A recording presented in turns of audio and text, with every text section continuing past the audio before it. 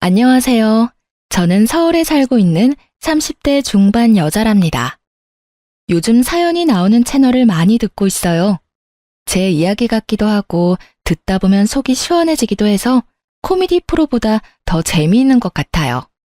그 중에서도 이곳의 사연들이 더 진정성 있게 느껴진달까요? 그래서 새로운 사연 올라올 때마다 꼭 듣고 있답니다. 저도 아주 기가 찬 사연을 마음속에 품고 있거든요. 저처럼 바보 같은 짓 하지 말라는 마음에서 저의 이야기를 한번 풀어놔 볼게요. 재미있게 들어주세요. 저는 20대부터 인터넷 쇼핑몰을 해서 꽤 성공을 했어요. 남들보다 좀 빠르게 자리를 잡아서 지금까지도 종목을 바꿔가면서 여러 업체를 운영하고 있죠. 제가 처음에 의류 쇼핑몰을 해서 지금도 나이보다 좀 화려하게 입고 다니는 편이에요. 그래서 외모만 보고 제가 좀 세 보인다는 사람들도 많은데요. 사실 전 일만 하느라 연애도 잘 못해서 쑥맥에 가까웠죠. 제 외모만 보고 남자들이 다가오는 경우도 별로 없었고요. 그러다 아는 지인이 초대해줘서 사업가 모임에 가게 됐는데 그곳에서 남편을 처음 만나게 됐어요. 외모가 제 스타일이어서 제가 첫눈에 반했나 봐요. 알고 보니 부동산 관련 사업을 하는데 저보다 나이가 10살이나 많더라고요. 외모로는 그렇게 많아 보이지 않았는데 내심 놀랐어요. 알고 보니 우리 겹치는 지인이 많네요. 저도 요즘 부동산에 관심이 많아서 그런데 종종 만나면서 정보 좀 주세요. 그럼요. 혜영 씨처럼 예쁜 분이라면 언제든지 환영입니다. 제 전화번호 드릴게요. 그 뒤로 지인들과 다 같이 보기도 하고 제가 연락해서 둘이 만나 저녁을 먹기도 하고 오빠 동생 할 정도로 친해졌는데요. 사실 제가 관심이 있어서 일방적으로 연락한 건 맞아요. 그땐 왜 그렇게 남편이 멋있어 보였는지 지금도 참 미스터리네요. 그런데 남편은 초반부터 저한테 선을 긋기 시작하더라고요. 난 너보다 나이도 한참 많고 연애하기 좋은 남자도 아니야. 밤낮 없이 바빠서 만날 시간도 별로 없고 연락도 잘 못해. 이제 나이가 있어서 그런지 그렇게 연애에 열정도 없어. 네가 나한테 호감 있는 거 알아서 미리 말해두는 거야. 나도 엄청 바쁘고 연락 자주 하는 거 싫어해요. 난 우리가 참 잘 맞는 것 같은데. 우선 부담 없이 만나봐요. 만나서 얘기해보면 남편은 진짜 세상 돌아가는 것도 잘 알고 재테크 정보도 넘쳐나더라고요. 사업에 대해서 자신감 있는 모습을 보며 야망 있는 남자처럼 보여서 더욱 빠져들었던 것 같아요. 그 모습이 닭깡통이라는 걸 알기 전까진 말이죠. 저의 적극적인 대시로 우여곡절 끝에 사귀게 되었는데요. 제가 은근히 결혼 얘기를 꺼낼 때면 남편 얼굴이 확 굳어지더라고요. 오빠는 나랑 그렇게 결혼하기가 싫어? 말만 해도 그렇게 싫은 티를 내면 내가 너무 서운하지. 난 이제 나이도 있어서 사실 오빠랑 결혼하고 싶어. 네가 잘 몰라서 그러는데 내가 사실 나이에 비해 모아둔 돈이 별로 없어. 사업을 하다 보니 빚도 꽤 있고 안정적이지가 않잖아. 너도 사업하니까 잘 알 거 아니야? 난 사실 연희 네가 안정적인 직장인이랑 결혼했으면 좋겠다. 널 아끼니까 이런 말 하는 거야. 난 오빠를 사랑하는데 어떻게 다른 남자랑 결혼을 해. 내가 잘할 테니까 오빠도 생각 다시 해봐. 나처럼 능력 있는 여자 어디서 못 찾아? 네, 제가 진짜 미쳤었죠. 남편이 계속 도망가니까 어떻게든 더 잡고 싶었어요. 그래서 결국 사귄 지 1년 만에 결혼하기로 하고 시부모를 만나러 처음 시댁을 찾아갔네요. 우리 가족이 좀 직설적이야. 말이 좀 거칠어도 이해해줘. 너 나랑 결혼하고 싶다며. 누가 들으면 내가 아주 매달려서 하는 줄 알겠네. 오빠도 결국 나랑 결혼하고 싶다며? 그렇게 긴장되면서도 설레는 마음으로 시댁 문을 열었죠. 근데 마주친 건 저를 싸늘하게 쳐다보는 눈들 뿐이었답니다. 두 팔 벌려 반겨주진 않을지언정 째려보기나 하니 너무나 당황스럽더라고요. 남편한테는 남동생 하나와 여동생 하나가 있었는데요. 둘 다 저보다 나이가 많은데 세상에 백수더라고요. 그 사실도 결혼하고 나서야 알아서 기함을 했네요. 도련님이 저를 보고는 실실 쪼개며 뭐라고 했는지 아시나요? 멀쩡하게 생겨서는 왜 우리 형처럼 나이 많은 남자랑 결혼해요? 아, 우리 형 돈 많은 것 같아서 하는 거구나. 취집 같은 거 하려고. 처음 보는 사이에 말이 참 듣기 거북하네요. 아직 못 들었나 본데 저도 돈 잘 벌어요. 전 그냥 오빠가 좋아서 하는 거지. 취집하고 싶었으면 진작에 어릴 때 갔겠죠? 와, 바로 말 대답하는 거 봐. 엄마, 이번엔 임자 제대로 만났네. 이렇게 드세니까 우리 형을 휘어잡았겠지. 이놈아, 조용히 못해? 뭔 소리를 하는 거야? 내가 상현이한테 대충 얘기는 전해 들었다. 나이가 어린데도 사업을 오래 했다며? 모은 돈은 얼마나 되니? 어머니, 처음 만난 사람한테 뭘 그런 걸 물어보세요. 아니 왜? 그게 제일 중요한 거지. 난 이게 궁금해서 어젯밤에 잠도 못 잤다. 한번 말해봐. 그래야 혼수 같은 것도 얼마나 준비할지 알려줄 거 아니니? 어머니, 사업하는 사람은 절대 자기 수입 얘기 안 해요. 한 번도 사업 안 해보셔서 잘 모르시나 보다. 오빠한테도 제 부모님한테도 절대 얘기한 적이 없어요. 혼수는 되도록이면 간소하게 하고 싶으니까 그 점은 존중해 주세요. 어머 얘 진짜 말 무섭게 하네. 난 밍크코트는 꼭 받아야 되니까 그건 줘야 돼. 니네 예물은 너네가 알아서 해라. 그럼 난 명품백. 난 큰 것도 안 바래. 작은 걸로 사줘. 혜언니, 이 정도는 해줄 수 있죠? 그럼 난 뭐 받지? 난 그냥 간소하게 명품 셔츠 하나 정도? 그거 뭐 100만 원도 안 하는데 그 정도는 해줄 수 있죠? 꼭 흰색으로 부탁해요. 경수님 센스 한번 볼게요. 아들 결혼시키는데 돈 한 푼 안 보태주면서 바라는 건 어찌나 많은지요. 동생들이 그딴 말을 하는데도 그냥 사람 좋게 허허 웃고만 있는 남편을 보니 어이가 없더라고요. 이때 다 뒤집어 엎고 나와버렸어야 하는데 말이죠. 물론 그때야 콩깍지가 씌었으니 상황 파악도 제대로 할 수 없었고요. 그렇게 제가 원하는 식장으로 예약을 하고 결혼 준비를 하기 시작했는데요. 남편은 식장이며 드레스며 죄다 가족들한테 사진을 보내고 다 알려주며 공유를 하더라고요. 그러면 꼭 시댁 인간들이 한마디씩 해왔죠. 언니, 간소하게 한다면서 거긴 너무 비싼 거 아니에요? 역시 쇼핑몰하고 그래서 그런지 사치가 좀 심하다. 예, 드레스가 너무 많이 파인 거 아니니? 좀 더 얌전한 걸로 바꿔라. 우리 집안이 보수적인 거 얘기 못 들었어? 신혼여행을 몰디브로 간다면서요? 가서 뭐 사진 찍어서 자랑하려고요? 병수, 그냥 가까운 동남아 가요. 내 친구들이 발리가 더 좋다고 하던데. 아니, 내가 내 돈 내고 결혼한다는데 자기들이 단체 메시지 창에서 하루 종일 이래라 저래라 하는데 진짜 너무 화가 나더라고요. 남편은 말 한마디도 안 하고 말이죠. 저는 참다 못해 폭발해버렸죠. 결혼식장 예약하는데 돈 보태주셨어요? 드레스는 제가 친한 언니 샵에서 하기로 한 거고요. 제가 신혼여행을 도련님 허락까지 받아야 돼요? 그럼 도련님이 신혼여행비 다 내주세요.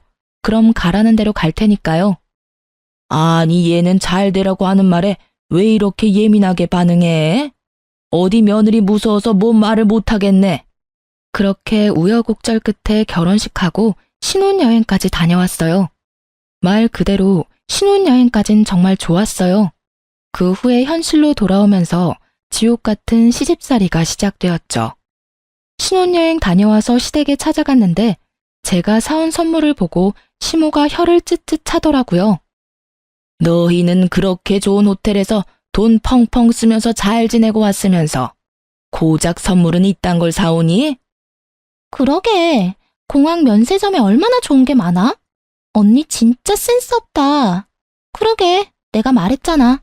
저번에 만났던 언니가 더 낫다니까? 그러게, 아니 사업한다고 해서 돈도 잘 벌고 통도 클 줄 알았더니 앞으로도 이런 식이면 아주 실망이다. 이게 뭐가 어때서 그러세요? 그럼 여행 기념품으로 명품백이라도 사와야 되나요? 너무 심한 생각을 하시네요. 그리고 아가씨, 지금 뭔 말을 하는지 확실히 알고 말하는 거죠? 말 좀 조심해요. 오빠, 새언니 너무 무서워. 무슨 독재자 같아. 난 저번에 소연 언니가 더 좋았어. 엄마가 괜히 반대해선. 신우이가 그딴 말을 짓거리면서 자기 방으로 쏙 들어가 버리더라고요. 저는 너무 열이 받아서 집에 오자마자 남편과 한바탕 했죠. 당신은 어떻게 말 한마디를 안 하고 가만히 있어? 날 도와줘야지. 아가씨가 그런 버릇없는 말을 하면 따끔하게 한마디를 해줘야지. 그리고 뭐? 소연 언니? 그 여잔 또 누군데? 걔가 아직 어려서 그래. 당신이 이해 좀 해. 소연이는 그냥 잠깐 만났던 애야. 신경 쓰지 마. 나보다 5살이나 많은데 대체 어디가 어리다는 거야? 당신이 지금까지 가족들한테 어떻게 했는지는 몰라도 이젠 결혼했으니까 잘못된 건 바로 잡아야지. 앞으로 나를 좀 더 위해주고 지켜줬으면 좋겠어. 제가 이렇게까지 말하는데도 남편은 별 대꾸가 없더군요. 연애할 땐 그렇게 재테크며 뭐며 아는 거 다 말해대느라 말도 엄청 많이 하더니만 결혼하고 나니까 말수가 확 준 것도 참 웃기더군요. 앞으로 어떻게 할지 계획도 좀 세웠으면 좋겠는데 몇 달이 지나도 생활비를 어떻게 낼지 제대로 말이 없더라고요. 제가 말하면 그때 돈을 조금씩 주는 식으로 하니까 계속 말하기도 너무 불편하고 돈 관리에 대해 계획을 세워야 할 것 같았죠. 우리 생활비는 어떻게 할지, 돈은 어떻게 모을지 얘기를 좀 해봐야 되지 않을까? 그때그때 필요한 거 얘기하면 내가 입금해 줄게. 난 여지껏 우리 가족들한테도 그렇게 했거든. 난 한 달에 얼마 낼지 딱 정해서 썼으면 좋겠어. 안 그럼 흥청망청 돈 다 쓰게 되잖아. 근데 내가 사실 말 못한 게 있는데 우리 가족 생활비를 내가 다 내고 있거든. 근데 액수가 좀 돼. 4명 생활비니까. 뭐? 시부모님은 그렇다 쳐도 시동생들은 나이가 몇인데 당신이 생활비를 대준단 말이야. 내가 이상하다고 생각했는데 설마 둘 다 백수야? 상민이는 얼마 전에 일 관뒀고 상아는 적성에 맞는 게 없다고 아직 취직한 적이 없어. 내가 좀 벌다 보니까 생활비 대준 게 벌써 20년이거든. 그래서 당신이 생활비 줄이라고 할까봐 걱정이야. 한 달에 500 드리는데 생활비 줄이면 어머니가 난리 나실 거야. 뭐? 500? 당신 한 달 수입이 얼만데 그렇게 많이 들여? 앞으로 우리 돈 모아서 집도 사고 아기 낳고 그래야 되는데 500은 너무 많아. 아, 네가 이렇게 나올까봐 내가 말을 못한 거야. 당신도 많이 버니까 생활비는 당신이 달라는 대로 내가 줄게. 반반씩 내자. 대신 내가 우리 집에 주는 건 눈 감아줘. 이건 진짜 어떻게 할 수가 없는 문제야. 남편이 어찌나 완강하게 나오는지 진짜 기가 탁 막혔어요. 그 후로도 몇 번 말을 꺼내봤지만 아예 말도 못 꺼내 막아버리더라고요. 어쩔 수 없이 시댁 생활비는 제가 받아들이게끔 만들어버리더군요. 그동안 시집 식구들이 하는 걸 봐서 충분히 예상은 하고 있었고 그냥 터치 안 하기로 했어요.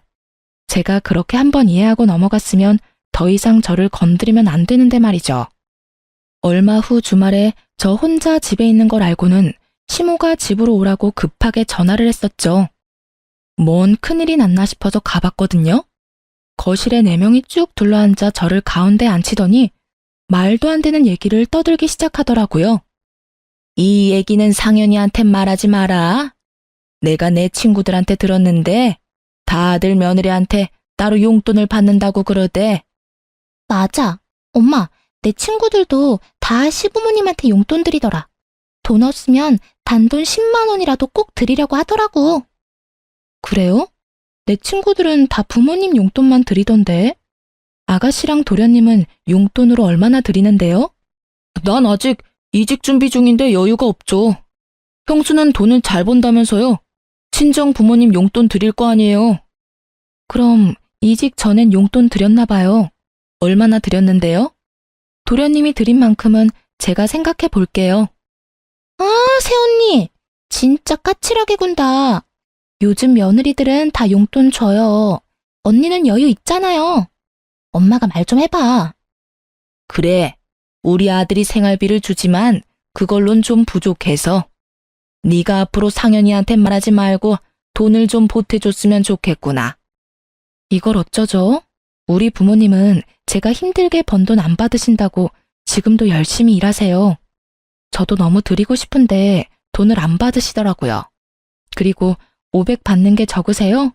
직장인이 받는 한 달 월급보다 많이 받으시잖아요.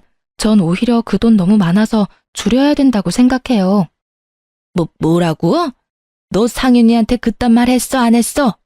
네가 뭔데 생활비를 줄이라 말아야? 지금 우리 집 풍비박산 내려고 작정했지, 지금? 거봐, 엄마. 내가 관상부터 딱 드세다고 했잖아. 이 결혼 안 된다니까? 난 몰라. 이제부턴 엄마가 알아서 해. 아가씨, 저보다 나이도 많은데 제발 말 좀 가려해요. 백수면서 맨날 비싼 것만 입고 비싼 것만 먹고. 오빠 돈으로 그러고 살면 안 미안해요? 너 시부모 다 있는데 누가 그렇게 큰 소리를 내니? 얘가 진짜 아주 막대 먹었네. 너 당장 무릎 꿇고 잘못했다고 빌어. 시부모 무서운 걸 모르네. 도련님이랑 아가씨야말로 저를 손윗사람 대접해야죠. 제가 아무리 어려도 이 집 장남과 결혼한 여자인데 어떤 게 더 예의에 말아먹은 건지 모르겠네요. 오늘 있었던 일 다 상현 씨한테 말할 거고요. 저는 아가씨랑 도련님이 사과할 때까진 이 집에 안 올 거니까 그렇게 아세요. 저는 머리끝까지 화가 나 현관문을 박차고 나가버렸어요. 제가 그렇게 나올진 몰랐는지 남겨진 인간들 표정이 아주 가관이더라고요. 저는 남편이 집에 들어오자마자 속사포처럼 화를 다 쏟아냈어요. 남편은 잠자코 듣고만 있더라고요. 마치 남의 일이라는 듯이 무심한 표정에 순간 맥이 탁 풀렸죠. 내가 말하는 거 듣고 있는 거 맞아? 왜 내가 당신 집에 가서 그런 취급까지 당해야 되냐고. 무슨 말 좀 해봐. 넌 내가 이제 나이가 거의 50인데 사귀던 여자랑 이런 일 없었을 것 같아? 내가 가족들이랑 안 싸워봤겠냐고. 뭐라고? 그게 지금 나한테 할 말이야? 이제 결혼까지 했고 당신 가족은 나야. 그만 끌려다닐 때라고. 내가 이래서 결혼하는 거 자신 없다고 했잖아. 근데 네가 다 받아들인다고 해서 밀어붙인 거 아니야?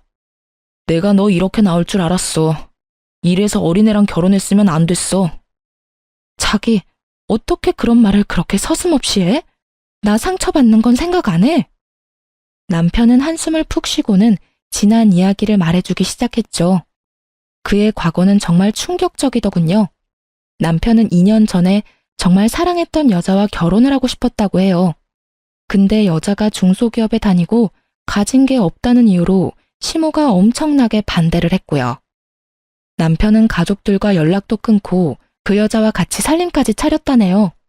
근데 시모가 죽는다고 하다가 진짜 병원까지 실려갔고 입원까지 하게 되자 결국 남편이 백기를 든 거죠. 여자도 질려서 떠나버리고 남편은 그 후로 그냥 자포자기하는 심정으로 여자인 관심 끊고 살았던 거예요. 시모가 저와 결혼한다고 했을 때 허락했던 건 오로지 제가 돈을 잘 번다는 거 하나 보고 그랬던 거죠. 얼마나 자기 아들을 물주로 보면 그렇게까지 행동할 수 있을지 팔에 소름이 끼치더라고요. 저는 남편이 안쓰럽기도 하고 한편으론 질질 끌려다닌 게 참 한심하기도 했죠. 그렇게 한번 당했으면 이젠 가족들한테 그만 끌려다니고 거리를 둘 줄도 알아야지. 계속 당신이 돈 대준다고 해도 당신 가족들은 고마워하지도 않을걸? 이젠 내가 당신 가족이고 지켜줘야 될 사람이라는 걸 도대체 언제 깨달을 거야? 너도 우리 부모님 겪어봤잖아. 나도 다 해봤고 이젠 포기 상태야. 그러니까 나한테 더 이상 가족하고 싸우라느니 바꾸라느니 그런 말 하지 마.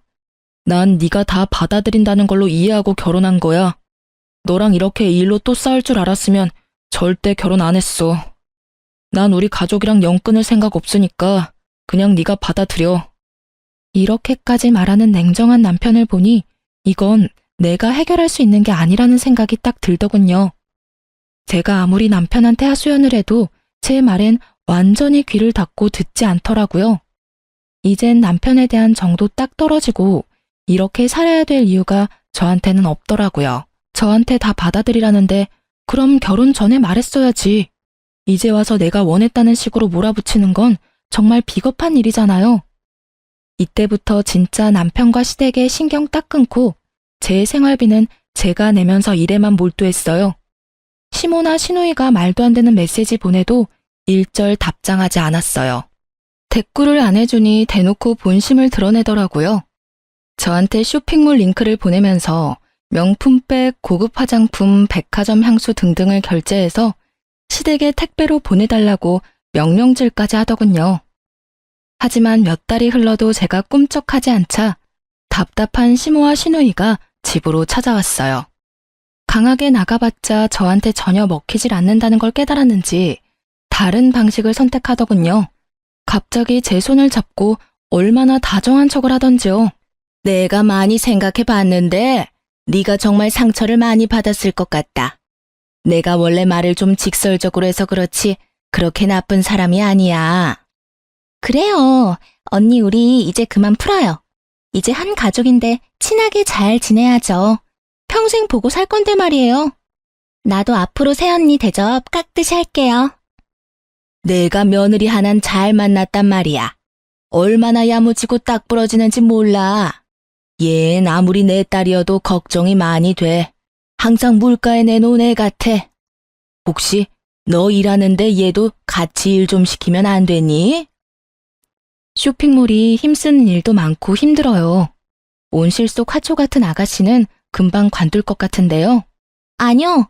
나 디자인에 관심 많고 옷도 좋아하잖아요. 나 뭐 디자인 팀장이나 마케팅 담당 이런 거 해볼까? 한번 맡겨봐요. 내가 대박 내줄 테니까. 그렇게 말처럼 쉬웠으면 누구나 다 쇼핑몰 했죠. 저도 오래 하고 있지만 진짜 힘들어요. 그리고 소규모라 팀장 이런 거 없어요. 얘가 사업하는 애라 그런지 아주 거절도 딱 부러진다니까. 그럼 뭐 아는 사람 회사라도 없니? 얘가 백수 탈출을 해야 내가 한시름 덜 것 같다. 이렇게 말한 게 한 번이었을 것 같나요? 저도 사업 오래 하면서 다양한 고객들을 상대했고요. 진상 고객도 참 많이 만났어요. 근데 시모랑 시누이를 고객으로 만났다면 진짜 진상 중에서도 최고 레벨이었을 거예요. 원하는 대로 해줄 때까지 얼마나 들들 볶는지 몰라요. 취직 좀 시켜달라고 10대 번을 졸라대서 결국 아는 지인의 쇼핑몰에 소개시켜줬어요. 지인이 한번 일해보라고 해서 마케팅 일을 하게 됐는데 역시나 한 달도 안 돼서 징징대더군요. 진짜 어떻게 자식을 키우면 저렇게 될까? 신기할 정도였어요. 새언니, 나 고생해보라고 일부러 거기 소개한 거 아니야? 뭔 일을 그렇게 많이 시키는지 몰라. 나 골탕 먹이려고 그런 거지. 아가씨, 그게 무슨 말이에요. 내가 만만치 않을 거라고 했잖아요. 괜찮다고 열심히 해본다고 말한 게 아가씨 아니에요? 아니, 드라마 보면 마케팅 일 하는 사람 다들 폼나던데 이건 맨날 밤낮 자료만 찾으라고 하고 진짜 못하겠어. 새언니가 나 관둔다고 얘기 좀 해줘. 관둘 거면 회사에 직접 말해야지. 무슨 초딩이에요? 그리고 뭐 부탁할 때만 존대하고 마음에 안 들면 어리니까 반말한다. 이건가요? 앞으로 조심해주세요. 일하느라 힘든데 살림도 내가 다 해야 되고 남편은 매달 이런저런 변명해대면서 결국 생활비는 내가 내게 만들고요. 한계에 부딪힌 것 같은 기분이 들었죠. 일이고 뭐고 다 때려치고 숨어버리고 싶었어요. 혼자 있고 싶은 생각이 간절했죠. 지금 생각해보면 이때 심한 우울증이 왔던 것 같아요. 얼마나 시댁 식구 때문에 스트레스가 심했으면 제가 정수리에 원형 탈모까지 왔다니까요. 그러다가 제가 이혼할 결심할 결정적인 사건이 터지고야 말았죠. 남편 사업 때문에 제 명의로 작은 상가를 하나 샀어요.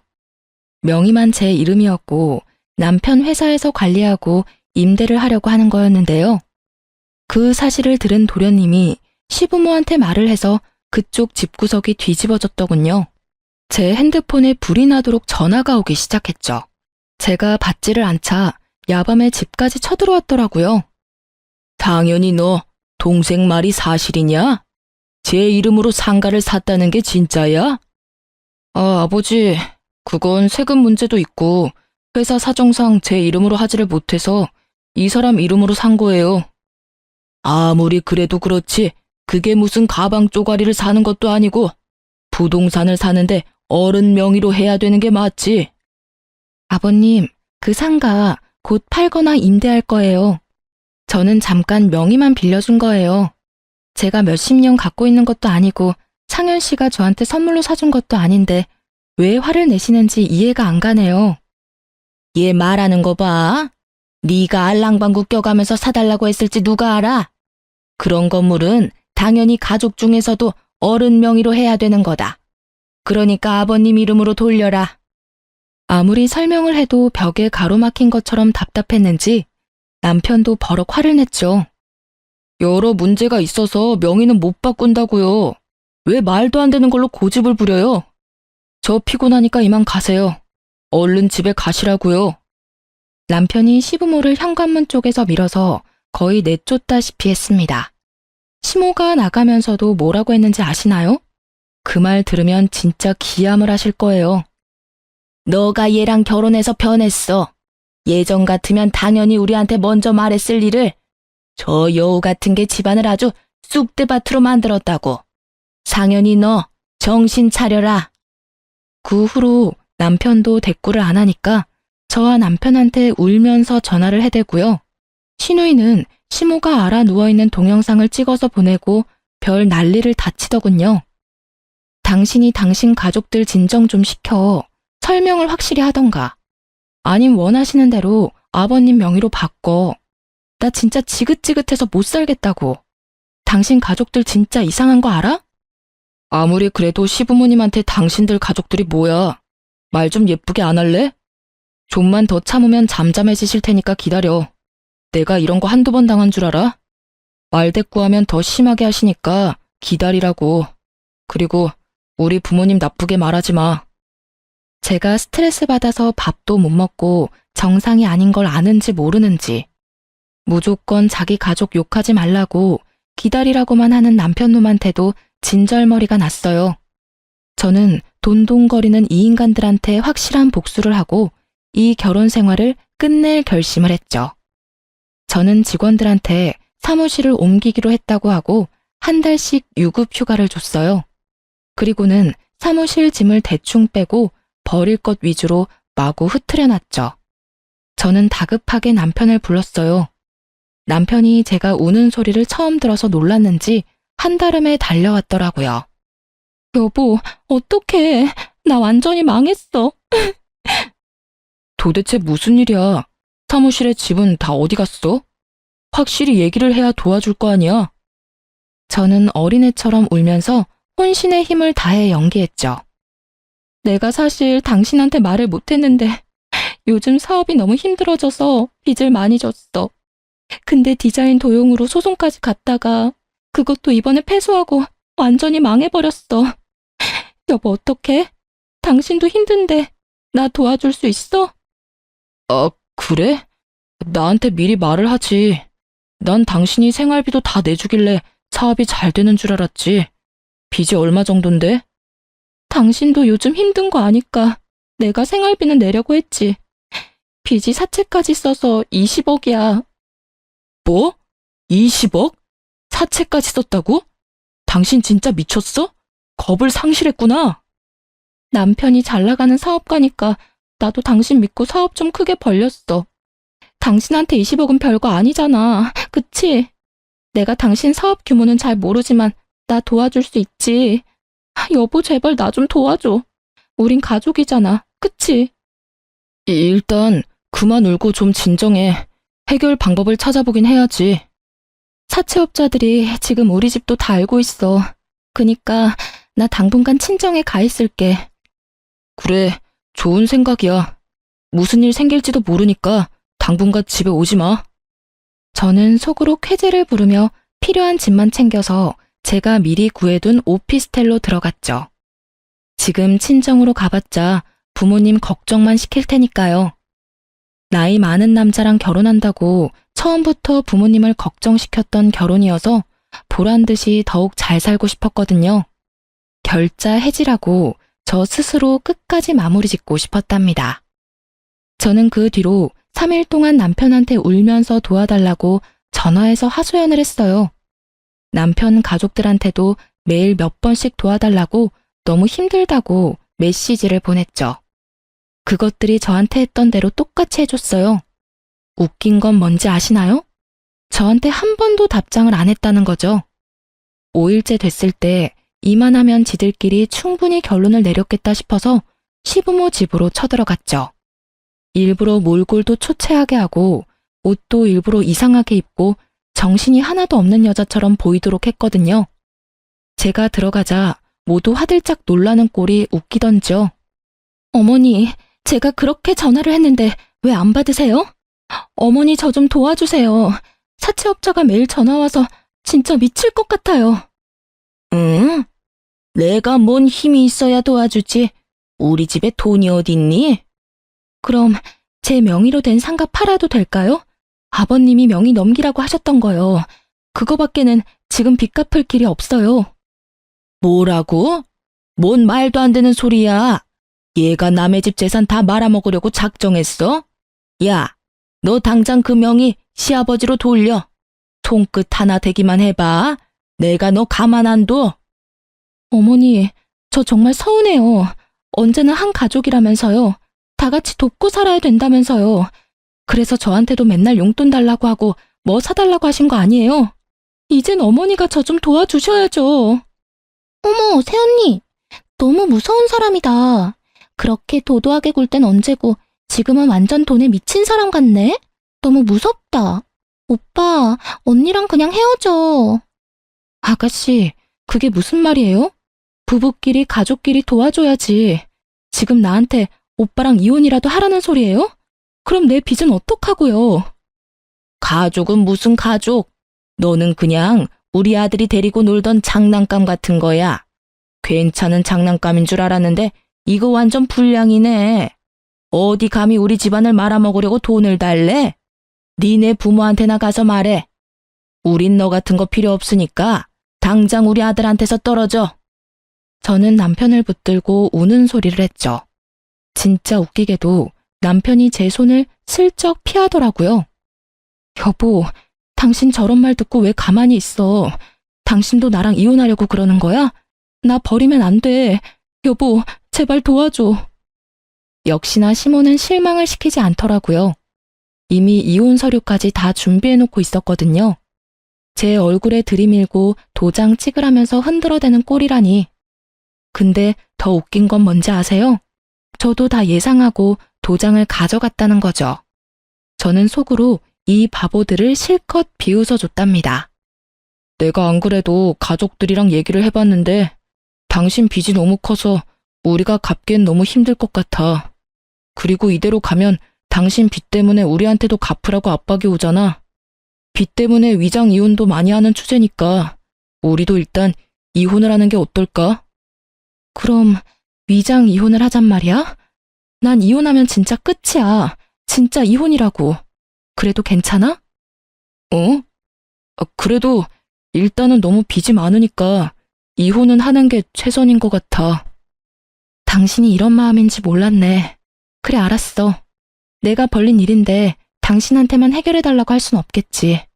알았어. 이혼해줄게. 나중에 후회하지나 마. 저는 이혼 서류에 도장을 찍었죠. 제가 너무 쉽게 계략에 걸려들었다고 생각했는지 시모와 시누이는 우쭐하는 표정이 가관이었네요. 그놈의 상가는 이혼하면서 남편 명의로 돌렸죠. 사실 그 상가는 남편은 대출을 받을 수가 없어서 저한테 부탁을 해서 제 이름으로 대출받아서 매매했던 거였거든요. 대출받는 게 너무 싫어서 거절을 여러 번 했는데도 남편이 계속 죽는 소리를 해서 어쩔 수가 없었죠. 이번 한 번만 도와줘. 6개월 안에는 살 사람 찾을 거야. 최대 6개월만 대출이자 낸다고 생각해줘. 내가 상가 팔면 절반 당신한테 줄게. 이거 진짜 괜찮은 거라 몇 억은 금방 올라.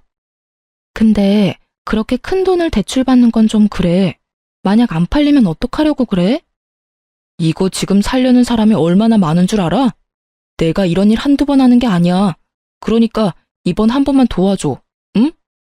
그렇게 산 완전 깡통 상가였는데 진짜 인간들은 그걸 어떻게든 자기 명의로 하려고 억지를 썼던 거죠. 이혼 확정될 때까지 그놈의 상가가 팔렸다는 소리 들어본 적이 없네요. 어차피 이젠 저와는 상관없는 일이지만요. 시모 덕분에 저는 아주 쉽게 이혼을 할 수가 있었어요. 일부러 이혼 확정되는 3달 후까지 간간히 남편한테 연락해서 미련 남은 척 빚 때문에 힘든 척 했답니다. 같이 살던 아파트는 어차피 남편 명의로 풀대출 받아서 전세로 얻었던 거라 미련 없이 주고 나왔고요. 자기 딴엔 버림받은 제가 안 되어 보였던지 따로 2천만 원을 주더군요. 웬 떡이냐 싶어서 군소리 없이 받고 나왔답니다. 그리고 드디어 이혼 확정까지 받았고 전 완전한 자유가 됐죠. 요즘 이혼 소송 들어가면 몇 년씩 걸리는 사람들도 많다고 들었거든요. 아는 언니도 이혼 소송하느라 스트레스 엄청 받는 걸 옆에서 지켜본 터라 더욱 겁이 났었어요. 어떻게 이혼을 해야 되나 진짜 걱정이었는데 손 안 대고 코푼격으로 너무 쉽게 해결이 된 거 있죠? 그것보다 시짜 인간들 연락도 안 받고 목소리 안 듣고 사니까 진짜 행복하더라고요. 전 사무실도 다시 확장해서 새로운 곳에 열었고 결혼하기 전에 저처럼 신나게 일했어요. 정말 말 그대로 새로운 삶을 사는 것 같았어요. 믿을 인간 하나도 없다더니 남편 놈도 이혼하고 나선 저한테 연락을 딱 끊어버리더라고요. 제가 돈 빌려달라고 할까봐 어지간히 겁을 먹었나 보죠. 근데 세상은 참 좁잖아요. 좀 더 조심을 했어야 했는데 남편 놈이 이전한 사무실을 어떻게 알고 그 앞으로 와서 기다리고 있더라고요. 멀쩡하게 산다길래 설마 하면서 왔는데 이게 지금 무슨 상황이야? 다 망했다며. 근데 이렇게 다시 사무실을 차렸다고? 갑자기 다 잘 돼서 이젠 괜찮아. 여긴 어떻게 알고 온 건지는 모르겠지만 이제 그쪽이랑 상관없으니까 모른 척하고 가줘. 우연히 네 친구 만나서 너는 괜찮냐고 하니까 너 망한 적 없다던데. 진짜 빚이 20억 아니었지? 나한테 거짓말한 거야? 왜 그런 건데? 설마 나랑 이혼하려고 그랬어? 설마 그런 거야? 너도 역시 다른 여자들이랑 다를 게 없구나. 우리 식구들 넌절머리 나서 일부러 그런 거네. 와, 진짜 웃긴다. 내가 이혼하자고 그랬어? 그쪽에서 먼저 이혼하자고 한 거 잊었어? 이미 다 끝난 마당에 이런 얘기하는 것도 지겨워. 그쪽 가족들 다시 생각하기도 싫으니까 그만 가. 여보, 나랑 잠깐 얘기 좀 해. 내가 당신이 잘못했다고 그런 말 하려고 온 게 아니야. 나 요즘 너무 힘들어. 속 터놓고 말할 사람도 없고. 네가 이혼하자고 했을 때 내가 한 말 기억 안 나? 후회하지 말라고 했지. 우리가 얼굴 맞대고 속 터놓고 말할 사이야? 왜 이래 진짜. 뭐 회사라도 쫄딱 망했나 보지? 남편의 얼굴이 사색이 되면서 고개를 푹 숙이더라고요. 이제 나이가 50이 다 돼서 그런지 머리가 하얗고 주름도 보이는데 대체 왜 이런 남자가 좋아 보였는지 제 자신을 진짜 때려주고 싶더라고요. 상가 몇 개에 돈이 너무 많이 묶여서 지금 빚이 너무 많아. 결국 부모님 집 담보로 대출받았는데 그거 막을 여력이 없어서 걱정이야. 혹시 경매로만 안 넘어가게 돈 좀 빌려줄 수 있어? 그 집 날라가면 진짜 우리 가족은 길거리에 나앉게 되는 거야. 내가 잘못 들은 거 아니지? 지금 나한테 돈을 빌려달라는 거야? 내가 빚 갚는다고 그렇게 사정할 땐 들은 척도 안 했으면서 진짜 나이는 어디로 먹었는지 그렇게 염치가 없어? 이렇게 보면 니네 가족이나 너나 똑같다. 하긴 그 부모의 그 자식 나온 거지. 내가 그쪽 부모만 탓할 게 아니었어. 왜 갑자기 가만히 있는 우리 부모님 욕을 하고 그래? 당신도 나랑 이혼하려고 빚 있다고 수 쓴 거 아니야. 잘못을 따지면 당신이 더 나쁜 여자라고. 난 그쪽이랑 더 이상 할 말 없으니까 다신 찾아오지 마. 또 오면 그땐 경찰 부를 줄 알아. 저는 그놈을 밀치고 사무실로 들어가 버렸어요. 한참을 밖에서 어슬렁거리다가 가더라고요. 그 후로도 몇 번이나 밖에 서 있는 걸 봐서 소름 끼쳤어요. 한동안 직원들에게 재택근무한다고 말해두고 한 달 정도를 사무실에 안 나갔답니다. 이젠 안 찾아오겠지 하고 사무실에 나간 그날에 이번엔 누굴 마주쳤는지 아시나요? 맞아요. 다시는 마주치고 싶지 않은 그 얼굴. 생각만 해도 소름 끼치는 그 얼굴. 시모와 신우이였어요. 항상 얼굴이 번들번들하게 화장하고 다니던 시모가 아주 초췌해진 얼굴로 저를 보자마자 헐레벌떡 달려오는 게 아니겠어요? 모르는 사람이 보면 엄청 반가운 사람 만난 줄 알겠더군요. 제 손을 덥석 잡고는 눈물까지 글썽거리더라고요. 얘, 아가야, 내가 널 만나려고 얼마나 기다렸는 줄 아니? 우리 아가 보고 싶었다. 새언니, 오빠한테 얘기 다 들었어요. 망한 거 아니라면서요? 그럼 지금 사업 잘 되고 있는 거 맞죠? 그거면 된 거죠 뭐. 새언니, 제발 우리 좀 도와줘요. 여기가 어디라고 찾아와서 이난동이에요. 당장 꺼져요. 당신들이라면 자다가도 열이 받아서 내가 벌떡 일어난다고. 내가 이혼하라고 그랬던 거는 나도 너무 가슴이 아팠어. 그래도 그 빚을 같이 갚느니 남은 가족들은 살아야 되지 않겠니? 그래도 이렇게 잘 됐다니까 내가 얼마나 마음이 좋은지 모른다. 아가야, 우리 좀 도와다오. 지금 상현이 빚 때문에 우리 집이 날아가게 생겼다. 새언니, 집이 경매 넘어가는 것만 막아줘요. 내가 언니한테 서운하게 했다면 이렇게 빌게요. 내가 앞으로 정말 잘할게요. 그래, 우리 예전 일은 어쩔 수 없었잖아. 지나간 일은 다 잊고 우리 애랑 재결합해서 다시 열심히 상현이 사업 일으켜보자 하가. 시모는 제가 꿈쩍도 하지 않으니까 제 앞에 무릎까지 꿇고 두 손을 싹싹 빌기까지 하더라고요. 하지만 어떻게든 돈을 받아내려는 가증스러운 연기라는 걸 너무나 잘 알고 있었어요. 딱 들어보니까 남편이 제가 사업이 망하려고 했다가 다시 잘 됐다고 둘러댄 모양이더라고요. 저는 코웃음을 치며 말했죠. 내 가족도 아닌데 생판 남의 집이 넘어가든 말든 내가 무슨 상관이에요? 웃겨 정말. 그리고 아줌마가 내 머리 꼭대기에 올라가 있는 것 같죠? 근데 미안해서 어쩐대요? 내가 원하는 대로 아줌마가 움직여준 것 같은데. 시모는 제가 무슨 말을 하는지 전혀 모르겠는지 눈만 꿈뻑거리며 절 바라보더라고요.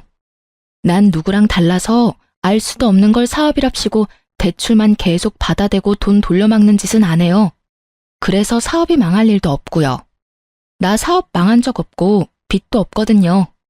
지금도 사업 너무 잘 되는데 미안해서 어째요? 내가 망했다고 하면 이혼시키려고 달려들 걸 너무 잘 알아서 내가 연기 좀 했어요. 어쩌면 예상에서 하나도 안 벗어나고 바로 이혼 서류를 들이미는 꼴이라니. 뭐라고? 그럼 빚진 적이 없단 말이야? 우리 아들하고 이혼하려고 날 이용했단 말이야? 이 여우 같은 년이. 시모가 갑자기 험악한 표정으로 돌변해서 제 머리채를 잡으려고 하더라고요.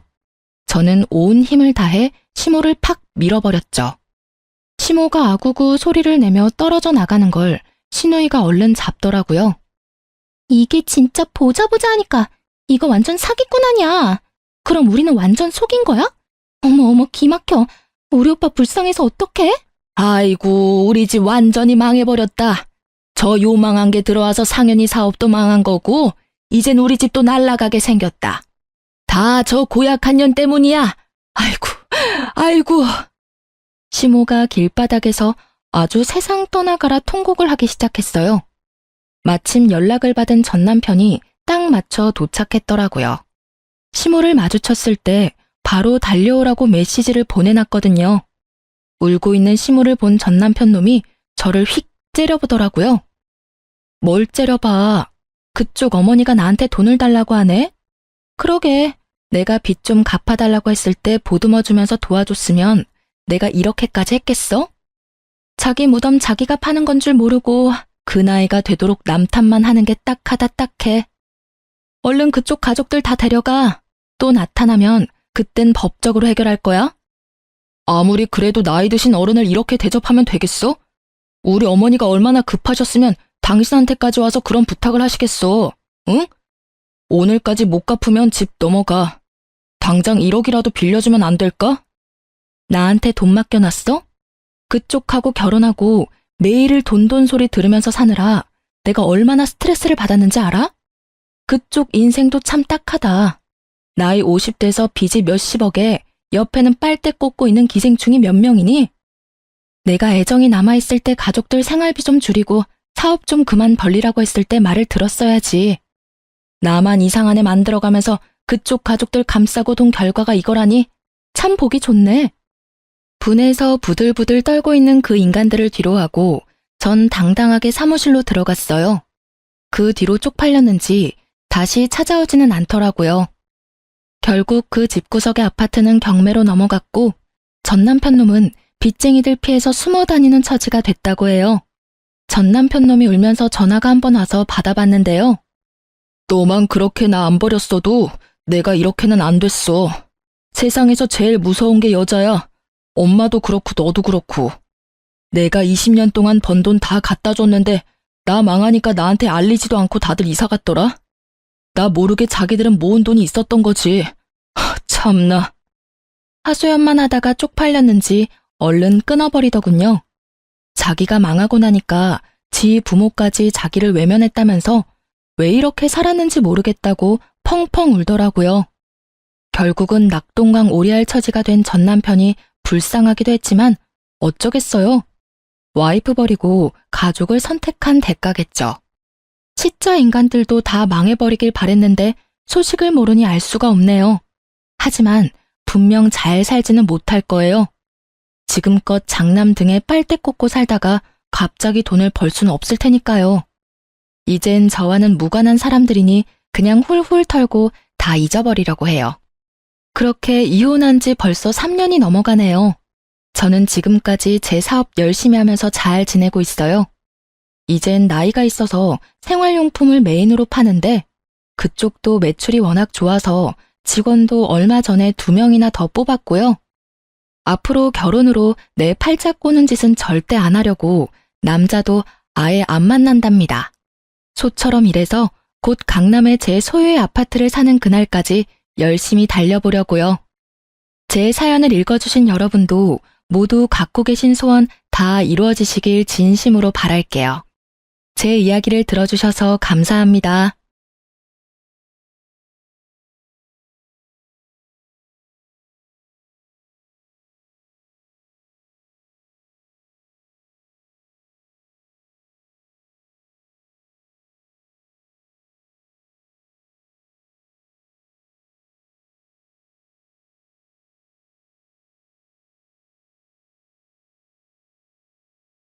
안녕하세요. 저는 결혼 3년 만에 종지부를 찍은 30대 초반의 여자입니다. 짧다면 짧은 결혼 생활 동안 제가 겪었던 일을 이야기해 볼까 해요. 저와 남편은 사장과 직원 사이로 처음 만나게 되었어요.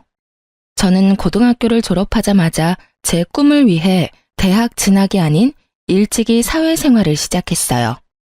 정말 제가 할 수 있는 일이라면 뭐든 가리지 않고 열심히 했죠. 그렇게 6년이란 기간 동안 악착같이 돈을 모았고 제 나이 27에 드디어 제 꿈을 이뤘어요. 만화 카페를 차리게 된 거예요. 저는 어렸을 적부터 만화책을 좋아해 만화책방을 차리는 게 장래 희망이었거든요. 그리고 제 남편은 제 카페의 첫 알바생이었어요. 네, 맞아요. 저희는 연상연하 커플입니다. 제가 운영하는 그곳이 자리를 잡을 때까진 친정엄마가 참 많은 도움을 주셨는데 엄마도 알바생이던 남편이 참 싹싹하다며 좋아했죠. 남편도 엄마를 편하게 생각해 주어 농담도 주고받을 정도로 친하게 지냈기에 남편이 알바를 그만둘 때 저보다도 엄마가 정말 서운해했고요. 남편만큼 저희와 일하는 게 잘 맞는 사람도 없어서 남편이 그만두고 나서 알바생을 다시 구하는 게 정말 오래 걸렸어요. 그런 남편과 4년 후쯤 다시 만나게 되었습니다. 정확히 표현하자면 남편이 저를 찾아와 주었어요. 제가 여전히 그 자리에서 만화 카페를 운영하고 있다는 걸 알고 우리가 정말 깊은 인연이라는 생각이 들었다고 해요. 4년 후 다시 만난 그이는 어엿한 어른이 되어 있었어요. 좋은 회사에 취직해 앞날 창창한 직장인이었고요. 남편은 돌고 돌아 다시 만난 소중한 사람이라며 온 진심을 다해 저를 사랑해 주었어요. 그 마음에 저는 남편과 미래까지 약속하게 되었어요. 결혼 인사를 갔을 때 엄마가 남편을 바로 알아보곤 얼마나 좋아하셨는지 몰라요. 엄마, 나랑 결혼을 전제로 만나고 있는 사람이야. 엄마한테 가장 먼저 소개하고 싶었어요. 어머, 너 건이 아니니? 이게 무슨 일이야? 이게 어떻게 된 거야? 너희가 지금 교제 중이라고? 건강히 잘 지내셨죠? 너무 오래전이라 못 알아보실 줄 알았는데 저 알아보시겠어요? 어머, 얘는 더 멋져진 것 빼곤 그대로인데 어떻게 널 못 알아보겠어? 참 우리가 깊은 인연은 인연인가 보다. 이렇게 다시 만나게 되고 말이야. 네, 이제는 큰 사장님과 사장님이 아닌 장모님으로 더 깊은 인연으로 발전하기 위해 이렇게 용기 내서 찾아왔어요. 저희 결혼하고 싶습니다. 허락해 주십시오. 너무 이상하고 낯설다. 예전에 내가 알던 건희 모습 그대로라면 나는 너무 좋지. 그때 내가 내게 내 사위로 삼고 싶다고 했던 농담이 이렇게 현실이 될 줄이야. 정말 꿈만 같다. 내 딸 잘 부탁하네, 박서방. 저희 친정엄마는 제 남편이라면 무조건 승낙이라며 자기의 꿈을 이룬 것만 같다고 말씀하셨어요. 제 시부모님도 어린 나이에도 꿈을 위해 나아가 끝내 이룬 제 강단이 훌륭하다며 저를 예쁘게 봐주셨죠. 그렇게 저희는 양가 부모님의 큰 축복 속에 차근히 결혼 준비를 하며 딱 1년 후 성대한 결혼식까지 올리게 되었어요. 그때까지만 해도 저는 제 앞날이 꽃길일 거라 굳게 믿었고요. 하지만 그런 제 믿음은 서서히 금이 가기 시작해버렸죠. 바로 저를 탐탁지 않아 했던 단 한 사람 때문에요. 남편에게는 저보다 1살 어린 누나가 있었어요. 네, 저를 마음에 들지 않아 했던 유일한 사람이 바로 신우입니다. 신우는 저의 존재를 언짢아 했어요. 그 이유는 제게는 참 황당 그 자체였죠. 학력은 고졸에 고작 만화 카페를 운영하는 하찮은 사람이라며 자기 가족이 되기에 저는 너무도 부족하다고 여겼어요. 제 신우는 대학을 졸업하자마자 대기업에 취직까지 한 똑똑한 사람이에요. 직장인으로 지내면서도 배움에 대한 집착이 여전히 컸던 사람이라 가방끈 짧은 저를 성에 차지 않아 했어요. 그런 사람이 있는 집안에 왜 시집까지 갔느냐고요? 그만큼 저는 남편을 사랑했고 또 시부모님도 제게 참 잘해주셨으니까요. 시부모님은 신우가 제 험담이며 무시할 때 늘 제 편에 서주셨거든요. 도대체 건희, 너는 쟤 어디가 좋다고 결혼까지 하겠다는 거야? 우리보다 한참 부족한 저런 애가 시집을 오면 집안 망신인 거 몰라? 대학 문턱도 못 밟은 데다 다른 것도 아니고 만화 카페? 진짜 허접하다 못해 볼품없잖아. 난 정말 이 결혼 싫어. 반대라고. 어허, 예비 며느리 앞에서 예의를 갖춰라. 아무리 철이 안 들었다지만 나이값도 못하고 사람을 단면만 보고 판단하는 것만큼 어리석은 짓도 없다. 매사에 깊이 생각하고 경솔한 언행은 삼가해라. 다른 면에서는 너보다 훌륭한 점이 많은 아이란 걸 왜 몰라? 아빠, 무슨 그런 망발을 해. 내 어디가 어때서 저런 뭐 하나 잘난 것 없는 저희랑 비교하느냔 말이야. 내가 보기엔 나 빼고 여기 있는 모든 사람이 다 어리석다고. 누나, 말 조심해. 나랑 미래를 약속한 사람이야. 지금처럼 무시하는 태도 더는 못 참아. 자기 꿈을 위해 포기할 줄 알고 또 명확히 선택할 줄 아는 멋진 사람이야. 누나나 나처럼 부모 그늘에서 더 쉽게 모든 것을 얻은 우리와는 비교도 안 될 만큼 현명한 사람이라고. 저는 제 가치를 분명히 알아봐주는 남편과 시부에게 감사했어요. 이런 가족이라면 신우의 미움쯤이야 감내할 수 있을 거라 생각했고요. 저는 제게 마음 써주는 시부모님이 좋았고 그래서 자주 함께하며 예쁨 받기 위해 더 노력했어요. 시댁에서 예쁨을 받는다면 모든 며느리가 걱정하는 고부 갈등쯤은 잘 극복하며 정말 딸처럼 시댁 사랑받으며 지낼 수 있을 테니까요. 하지만 여러 차례 시부모님께 쓴소리를 들은 신우는 변함없었어요. 이미 저를 색안경 끼고 바라보았기 때문에 제 노력을 무시하고 저더러 시부모까지 꼬여낸 불려우라고 했거든요. 태생이 꼬리치는 팔자를 타고 나서 똑똑한 신랑을 꼬셔낸 것도 모자라 시부모님까지 꿰어내려 아양을 떨어댄다고 저를 너무 싫어하더라고요. 오죽하면 한참 결혼 준비에 눈코 뜰 새 없이 바쁜 날들을 보내고 있을 때 시댁 식구들 모르게 제게 찾아와서는 못나게도 굴었어요. 나보다 나이 조금 더 먹었다고 가르치려 들지 말고 잘 들어. 더는 눈꼴 셔서 못 보겠으니까 이만큼 우리 가족 기만하면서 재미 봤으면 어쩌지 못할 관계까지 가기 전에 그만 내 동생이랑 헤어져. 내 동생이랑 결혼해서 기구한 팔자 펴볼 생각인 거 누가 모를 줄 알아? 저는 어머님과 아버님을 기만한 적이 없어요. 형님, 그리고 건희 씨와 헤어질 마음도 없고요. 모두 좋은 분들이라는 걸 너무 잘 알아요. 물론 형님도 좋은 분일 거라고 생각해요. 저의 어떤 부분이 마음에 들지 않는지 잘 알아요. 제가 꿈을 위해 했던 선택들이 오답이라고 여기시는 거죠. 하지만 꼭 대학을 나와야지만 인성이 갖춰지는 건 아니잖아요. 제 학력과 직업만으로 판단 마시고 저라는 사람을 좀 찬찬히 봐주세요. 네가 뭔데 내가 좋은 사람이고 아니고를 판단해. 머리도 멍청한 게. 아는 척하고 싶은 거 누가 모를 줄 알아? 잔말 말고 내가 좋은 말로 할 때 파혼해.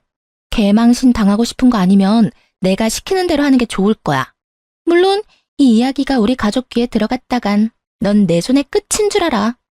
내 동생이 현명한 사람이라니까 얼마나 현명한지 헤어짐으로 증명하라고. 아니요, 지금 분명히 말씀드릴게요. 저는 형님으로 인해 파혼할 생각은 없어요. 형님이 뭐라고 말씀하시든 제게는 안 통한다는 말이에요. 아직 저를 받아들일 준비가 안 되셨다는 거 명확히 알았으니 제가 앞으로 형님께 더 좋은 모습 보이도록 노력할게요. 그러다 보면 형님도 제 있는 그대로를 봐주실 날이 올 거라고 믿어요.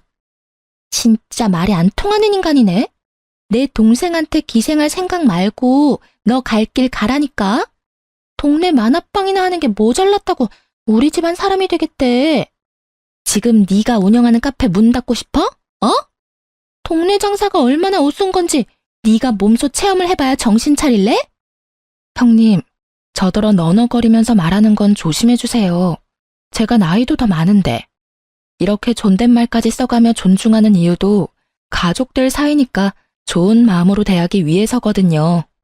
형님도 아무리 제가 마음에 안 들어도 언행에 신중을 기해주세요.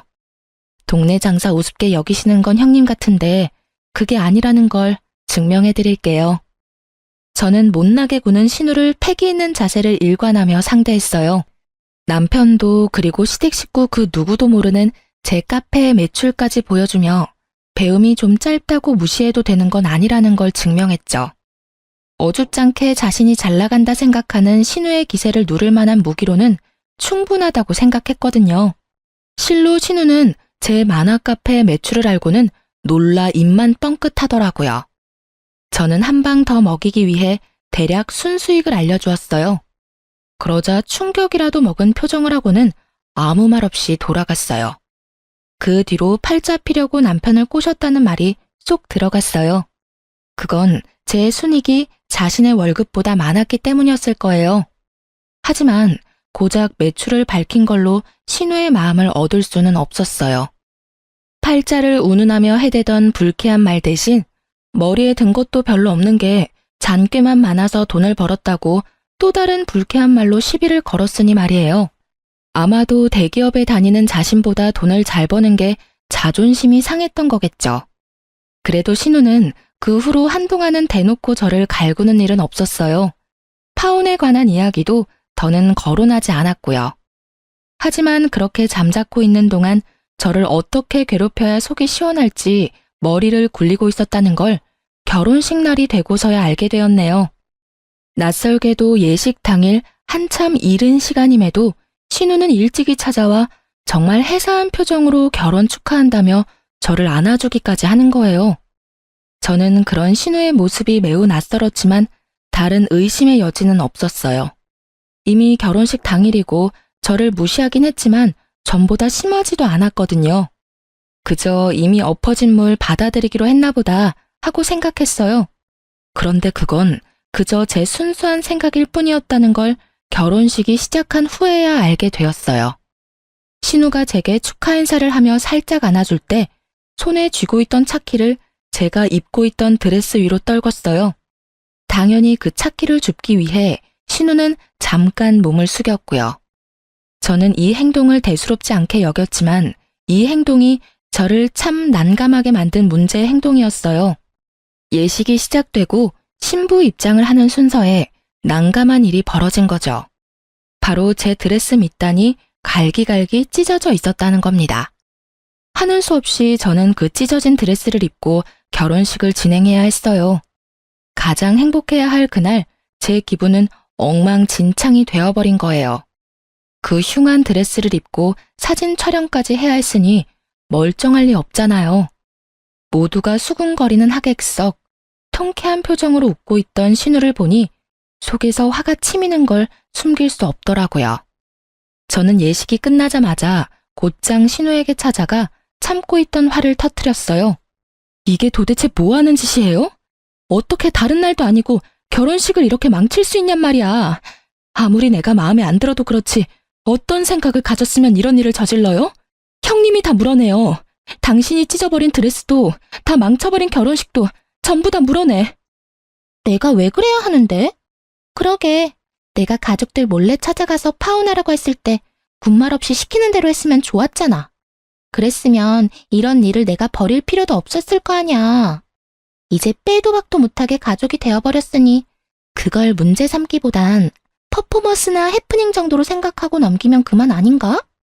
그럼 앞으로 잘해보자고 옳게. 뭐? 퍼포먼스나 해프닝? 당신 결혼식에 이런 일을 당했다고 생각해봐. 이게 당신이 말하는 것처럼 가볍게 넘길 수 있는 건 줄 알아? 아무리 가족될 사람이 마음에 들지 않는다고 해도 이런 일까지 벌일 만큼 수준 이하인 줄은 꿈에도 몰랐네. 그런 머리로 어떻게 대기업에 갔는지 놀랍고 신기할 따름이라고. 지금 아랫사람 주제에 뭐라고 망발을 해대는 거야? 수준 이하? 너 미쳤니? 감히 니까짓 게 수준을 운운하며 날 무시해? 너 지금 말 다 했어? 어? 아니, 아직 하고 싶은 말은 차고 넘치지. 하지만 무식한 당신이랑 더 말 섞어봤자 뭐가 달라진다고. 오늘 당신이 저지른 이 만행, 뒷일까지 생각하고 저지른 거지? 겁도 없이 감히 이런 행동을 잘도 버렸으니 각오하는 게 좋을 거야. 저급한 내게 딱 맞는 짓이었는데 내가 각오할 게 뭐 있어? 그리고 윗사람한테 버르장머리 없게 말을 놔? 무식한 건 내가 아니라 너네. 못 빼어먹은 티 작작내. 나는 너랑 친구 먹을 생각 없어. 깍듯이 형님 대우하라고. 알겠어? 저는 신우가 한 이 말도 안 되는 행동을 곧장 시댁 식구에게 알렸어요. 그날 시부모님은 신우의 등짝을 연신 두들겼고 눈 똑바로 뜬 채로 저를 노려보는 신우를 대신해서 시모와 시부가 저에게 고개까지 숙여 사과했어요. 그런 시부모님의 모습에 신우는 제가 뭐라고 그렇게까지 사과를 하느냐며 성을 냈지만 시부모님은 그런 신우를 더욱 나무랐어요. 남편도 자기 누나가 모자라도 한참 모자라다며 행복해야 할 날 이런 사고가 생겨 미안하다고 하더라고요. 저는 시부모님과 남편에게 처음으로 목소리를 높였어요. 다시는 신우로 인한 피해를 입는 일은 없게 해달라고 당부했어요. 제 말에 시모가 나서서 앞으로는 신우와 마주칠 구실은 절대 만들지 않겠다며 약속했어요.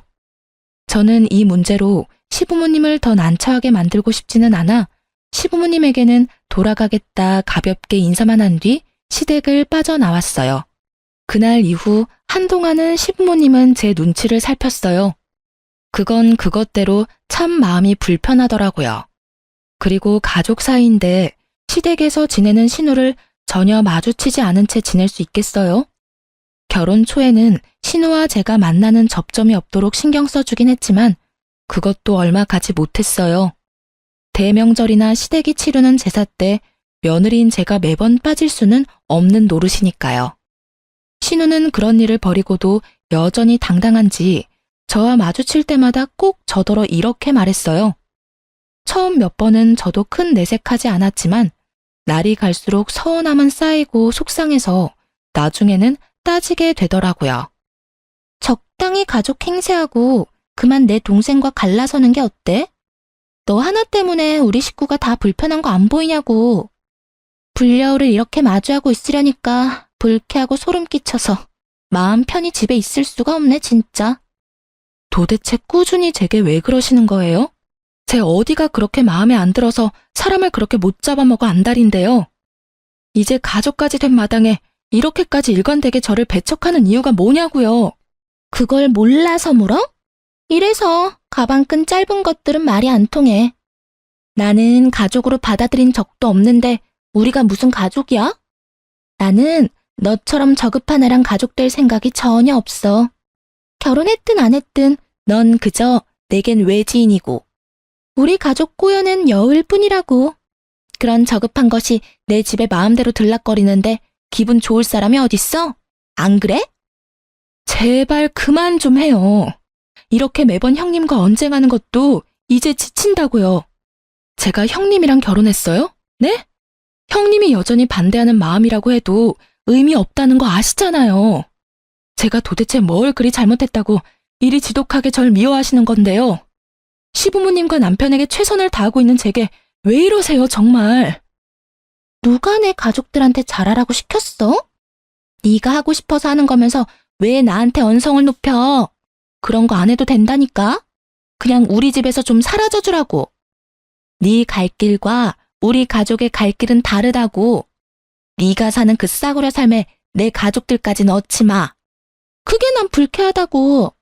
네 존재가 내겐 그저 끔찍한 암덩어리 같다고. 말 가려서 하세요.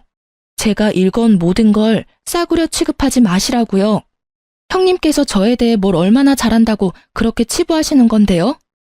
지금의 저는 제 모든 노력의 결실이 되어 만들어진 모습이에요. 형님과 다른 길을 걸었다고 제가 그런 취급을 받아도 되는 게 아니라고요. 네 노력이 얼마나 하찮은지 보여주는 거네 그럼. 넌 죽었다 깨어나도 내 가족이 될 수 없어. 그러니 제발 좀 내 눈앞에서 사라져줘. 아니, 우리 가족 앞에서 없는 사람이 되어줘. 널 이렇게 마주하는 순간순간 우라가 치밀어 미치겠다니까? 결국 저와 신우는 긴 말다툼으로 번졌고 그날 이후 저는 시댁에 찾아가지 않았어요. 제가 아무리 노력한들 달라지는 건 없다고 느꼈거든요. 시부모님도 시댁에 들르지 않는 저를 이해하는 듯 했어요. 자기들의 딸이 며느리인 저를 매몰차게 밀어내니 어쩔 도리가 없었겠죠. 그렇게 시댁과 거리를 두고 지낸 지 6개월쯤 됐을까요? 그 기간 동안 무슨 일이 생겼던 건지 신우가 제게 먼저 연락을 해왔어요. 그것도 아주 나긋나긋한 목소리로 제게 잘 지냈냐는 안부를 다묻더군요. 하지만 저도 결혼식 날 당했던 전적이 있어 쉬이 경계가 풀어지지 않았어요. 그런데 신우가 제게 꼭 부탁할 것이 있다는 거예요. 절대 못나게 굴 생각으로 연락한 게 아니라며 시간 좀 내달라고요. 그리도 저를 하대하던 신우가 돌연 부탁이라니 어떤 걸지 전혀 짐작도 가지 않았어요. 저는 카페 자리를 비울 수 없던 터라 제 만화 카페로 와달라고 했고 그렇게도 끔찍해하던 제 만화 카페까지 흔쾌히 오겠다고 하더군요. 신우는 제 카페에 와서는 그날따라 이상하게도 이곳저곳 살펴댔어요. 저는 그런 행동이 너무도 의아했지만 혹시나 직장을 그만두고 사업이라도 벌이려는 건가 하는 생각이 들더라고요. 물론 제가 입 밖으로 그 말은 꺼내지 않았지만요. 그런데 제가 무슨 말을 꺼내기도 전에 신우가 먼저 입을 열었어요. 저더러 꼭 비밀이라며 저만 알고 있으라며 이야기하기 시작했죠. 신우의 말은 이랬어요. 얼마 전 직장에서 부당한 일을 당하게 되었고 그로 인해 번아웃이 왔다고요.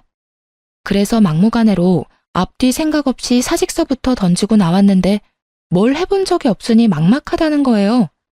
그러면서 넌지시 저에게 처음부터 그렇게도 못나게 굴었던 이유를 털어놓았어요. 내가 올케한테 참 모진 언행을 일삼았잖아. 그게 다 부러움이랄까 질투랄까 그런 감정 때문이었어. 네? 갑자기 그게 무슨 말씀이세요? 질투라니, 형님께서 제게 무슨 질투를 느꼈다는 건지 전혀 모르겠는걸요. 당연히 모르겠지. 내 가족들도 모르는 내 마음을 올케가 어떻게 알겠어? 사실 나도 올케처럼 가슴에 품었던 꿈이 있었어. 내 모든 것이 오롯이 담긴 나만의 가게를 차리고 싶었다고 나도. 하지만 나는 남의 시선이 참 중요한 사람이라 그러지 못했어. 올케도 알잖아. 내 학벌에 대한 내 근자감 말이야. 근자감이라뇨. 자신감이라는 표현이 맞죠. 저는 대기업 다니는 형님이 참 똑똑한 분이라고 생각해요. 아무리 저에게 못되게 구셨어도 그 생각은 변함없고요. 그렇게 말해줘서 고마워, 올케. 아무튼 나랑 다르게 남의 시선 생각 안 하고 꿈을 이뤄낸 올케가 너무 부러웠어. 그래서 그게 너무 배 아프더라고. 시샘을 부르지 않을 수가 있어야지. 미안해. 진심이야. 그런 마음에서의 미움이었다니 전혀 몰랐어요. 그런데 갑자기 제게 이런 말씀을 하는 이유를 좀 물어도 될까요? 나도 일이 이렇게 된 김에 나만을 위한 무언가를 이루고 싶어. 그런데 아무것도 모른 채로 맨 땅에 헤딩하는 것보단 이미 그 길을 걸어온 올케에게 털어놓고 도움을 받고 싶어서 말이야. 혹시 날 좀 도와줄 수 있을까? 이 기회로 형님과 좋은 관계로 발전할 수 있다면 제가 할 수 있는 최대한 도움을 드려야죠. 구체적인 계획은 있으세요? 괜찮다면 제게 알려주시면 좋겠어요. 사실 아직 구체적으로 뭔가 계획을 세우진 못했어. 나한테도 너무 급작스러운 상황이라서. 저기, 그래서 말인데, 괜찮다면 올케네 가게에서 아르바이트라도 하며 일을 좀 배울 수 있을까? 신우의 고백은 정말 예상치 못했던 이야기였어요. 제 도움이 필요하다며 사과까지 하는 신우를 어떻게 돕지 않을 수 있겠어요? 드디어 저를 가족으로 인정받는 것 같아 들뜨기까지 했던걸요. 저는 신우의 부탁에 마침 2호점을 준비 중이었던 터라 1호점을 저 대신 관리해줄 직원으로 신우를 고용하면 좋겠다는 생각에 흔쾌히 신우의 부탁을 들어주었어요. 신우는 처음 한 달 동안은 제게 적극적인 태도로 일을 배웠어요. 가끔 손님이 없어 한가할 때는 신우와 시시콜콜한 이야기까지 나누며 정말 더없이 좋은 날들을 보냈죠. 하지만 앞으로도 이렇게 잘 지낼 수 있기를 희망하던 저의 기대가 와르르 무너지기까진 그리 오래 걸리지 않았네요. 신우에게 1호점 관리를 맡긴 지 석 달 만에 어김없이 일이 생겼어요. 그날은 제가 2호점 오픈 준비가 거의 끝나갈 쯤이기도 하고 신우가 첫 달과는 달리 시간이 갈수록 업무에 관한 미흡한 부분이 많아져서 넌지시 이야기도 할 겸 식사 자리를 함께 하려고 했죠. 그렇게 평소보다 조금 일찍 1호점으로 넘어갔어요. 그런데 제 만화 카페가 정말 난장판도 이런 개판이 없다 싶을 정도로 엉망인 거예요. 거기다 신우는 손님이 있건 없건 어디서 났는지 카운터 밑에 이불까지 펴고 누워있는 겁니다. 저는 그런 신우 모습에 머리 끝까지 화가 났어요. 이게 다 무슨 꼴이에요? 여기 이렇게 누워 계시면 어떻게 해요? 손님이 안 계신 것도 아니고 카페도 엉망진창인데 이리 태평하게 쉬고 있으면 안 되죠. 관리할 게 뭐 있어. 손님들한테 책 보고 나면 밤납대에 꽂지 말고 제자리에 바로 꽂아두라고 말해놨어. 그리고 먹은 음식들은 이따 퇴근하기 전에 몰아서 설거지하는 게 편하잖아. 그릇 부족하면 다 떨어졌다고 하면 그만이고. 올케, 사장이라고 유난 떨지 마. 꼴 사나워 보여. 형님, 저더러 도와달라고 하신 지 얼마나 되셨다고 이렇게 의욕 없이 퍼질 수 있어요. 그리고 어쨌든 제가 매달 노동값을 지불하는 입장인데 이렇게 관리가 안 되면 제가 어떻게 월급을 챙겨드려요? 참 더럽게 쫑알대네. 월급 얘기가 나와서 말인데 내가 생각해보니까 이렇게 내가 시간 낭비할 필요 없지 싶어. 어차피 끝까지 나 돕기로 하고 시작한 거잖아. 그러니까 그냥 잔말 말고 1호점 매출 딱 절반 떼서 매달 나한테 보내. 지금 무슨 말도 안 되는 소리를 하시는 거예요. 제가 왜 카페 매출에서 절반이나 형님께 드려요? 노동한 값으로 치면 지금 돈을 주는 게 맞나 싶을 정도라고요. 올케가 나 도와주겠다며. 이제 와서 모르쇠 하면 안 되지.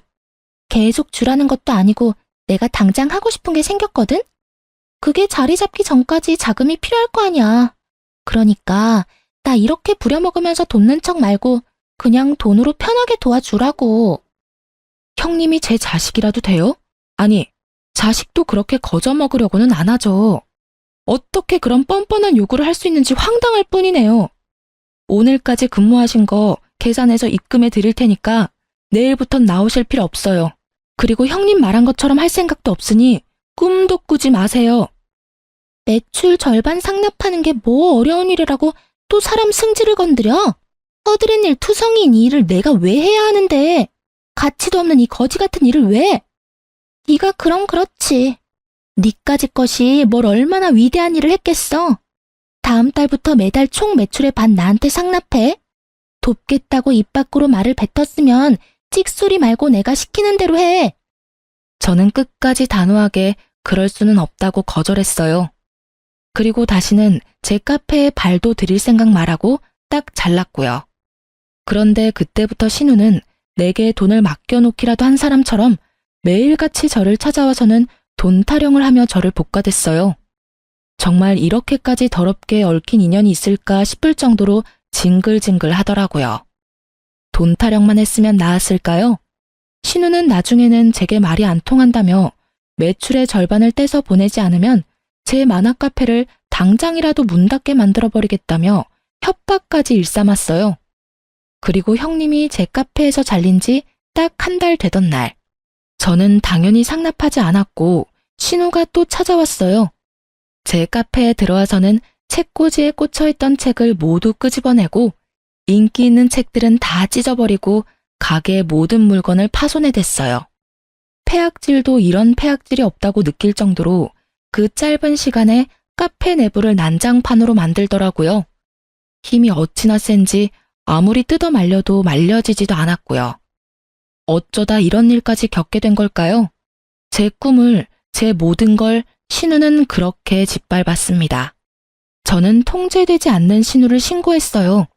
경찰이와 제압하고 나서야 정신 나간 신우를 막을 수 있었어요. 저는 남편과 시부모님한테 이 사실을 모두 알렸어요. 그리고 영업방해로 신우를 고소했어요. 시댁 식구들은 제게 결혼식 때 있었던 사건처럼 사과하며 선처해달라고 하더군요.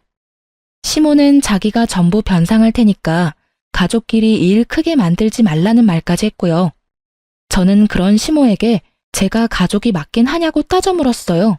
제가 정말 가족이 맞긴 해요? 왜 늘 저만 당신들과 잘 지내기 위해 노력해야 해요? 형님이 저더러 돈을 내놓으래요. 잘 지내고 싶으면 돈을 주래요. 이게 어머님께서 말씀하시는 가족이 맞아요? 미안하다. 정말 미안해. 내가 이렇게 사과하마. 그러니 제발 노여움 풀고 내 딸 좀 모진 일 당하지 않게 선처해 주렴. 제발. 그럼 제가 당신 딸에게 당한 모진 일은요. 그간 두 눈으로 보셨으니까 다 아실 거잖아요. 저 법대로 할 거예요. 선처 따위 없습니다. 어머님, 아버님께서 저를 어떻게 생각하시던 상관없어요. 이번 일만큼은 그냥 넘어갈 수 없으니까요. 시모는 제 손까지 붙들며 눈물로 호소했어요. 하지만 저는 절대 흔들리지 않았습니다. 아니, 흔들릴 수 없었어요. 저를 모욕해왔던 건 이악 물고 참아왔지만 제 전부를 이렇게 망쳐버린 신우를 용서할 수 없으니까요. 거기다 제게 협박까지 한 신우만을 걱정하잖아요. 협박을 받은 건, 피해 입은 건 바로 저인데 시댁 식구 중 그 누구도 제게 먼저 괜찮냐고 말을 건넨 사람은 없었어요. 저는 가족이라는 울타리에 갇힌 외지인일 뿐이었다는 걸 정말 절실히도 느꼈어요. 그뿐인 줄 아세요? 신우는 제게 신고당한 그 상황에서도 일말의 반성도 없었어요. 아니, 도리어 배째라는 식으로 뻔뻔하게 나왔죠. 니까짓게 합의 안 해주면 어쩔 건데 이런 식으로요. 남편은 어땠냐고요? 여지없이 신우의 편을 들더군요. 그래도 자기의 누나인데 어떻게 이렇게까지 할 수 있느냐며 원망을 쏟아내면서 말이에요. 당신이 누나더러 돕겠다고 했다며. 그래서 누나도 든든한 백이 생긴 거라고 생각했던 거겠지. 그리고 대기업까지 다닐 정도로 우리 누나는 많이 배운 사람이고 많은 경험이 있는 사람이야. 그런 사람이 당신에게 돈을 요구했다는 게 말이나 돼? 그럼 지금 내가 전부 거짓말이라도 하고 있다는 거야? 당신 누나가 내 카페를 그렇게 만든 게 전부 내게 돈 뜯어내려다 실패해서라고 몇 번 말해. 그 대기업 다니는 잘난 누나가 직접 이 사달을 만든 거라니까? 이유가 뭐든 당신이 돕겠다고 나섰잖아. 당신이 선택해놓고 이제 와서 이렇게까지 모질게 굴어야 해? 어떻게 사람이 그럴 수 있어. 가족이 가족을 상대로 어떻게 이래. 당신 말대로 내 도움이 필요하다면 기꺼이 돕겠다고 했어. 하지만 형님의 만행을, 나에게까지 미친 피해를 모두 감당하겠다고는 한 적 없어. 이래서 이래서 집안에 사람을 들일 땐 심사숙고해야 하는 건데 내 딸 꼬드겨 회사까지 그만두게 만들고도 뻔뻔하게 굴기까지. 엄마가 돼서는 내 딸 자식만 못났다고 나무라며 하나뿐인 며느리라고 예뻐했던 지난날이 다 후회스러워. 내 딸에 보는 눈이 딱 맞았던 거였어. 내 딸을 믿었어야 했어. 식구들은 끝까지 제게 미안함이라고는 없었어요. 합의하지 않겠다는 나를 벌레 보듯 할 뿐이었죠. 그러면서 그동안 자기 딸의 의견을 받아들이지 않고 저를 가족으로 들인 것에 대한 한탄을 해댔어요. 저도 이런 사람들과 더는 가족으로 살고 싶지 않다는 생각이 물밀듯 밀려왔어요.